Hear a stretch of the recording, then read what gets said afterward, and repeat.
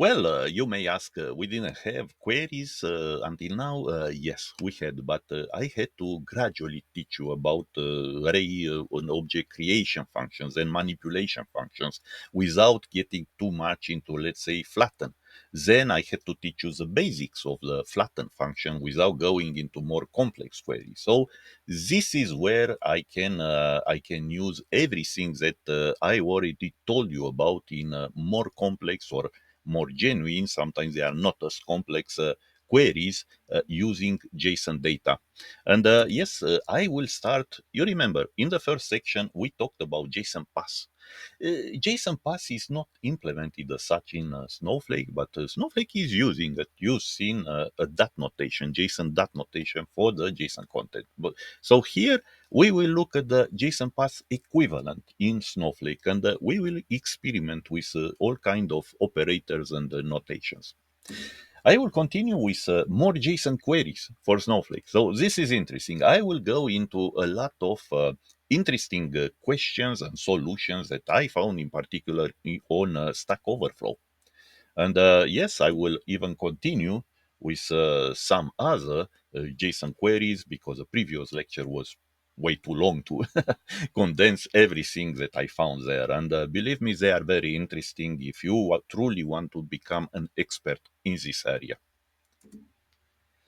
An interesting way to count distinct values is using arrays, and I will show you this way that is also explained on the Snowflake documentation, but here we'll use rather a large table to demo it.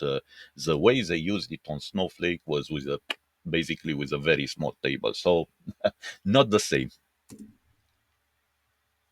A lot of built-in functions in Snowflake or metadata from Snowflake is exposed in JSON format. So the next few lectures here will talk about this.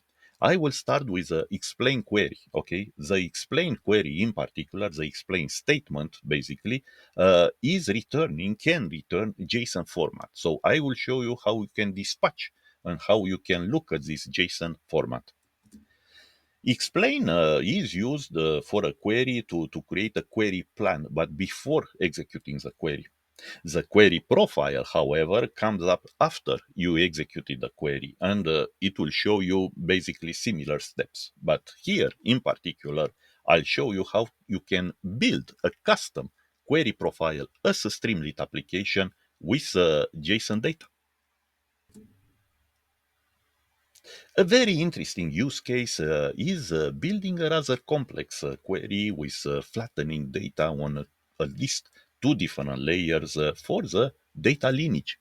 So we look basically at some particular metadata views from account usage. Finally, I'll give you some quick pointers about query performance optimization. And this is it, guys. Yeah, this will conclude basically our JSON querying in Snowflake. Yeah, the next chapter will be focused more on JSON design. We'll still use queries, but in a different manner.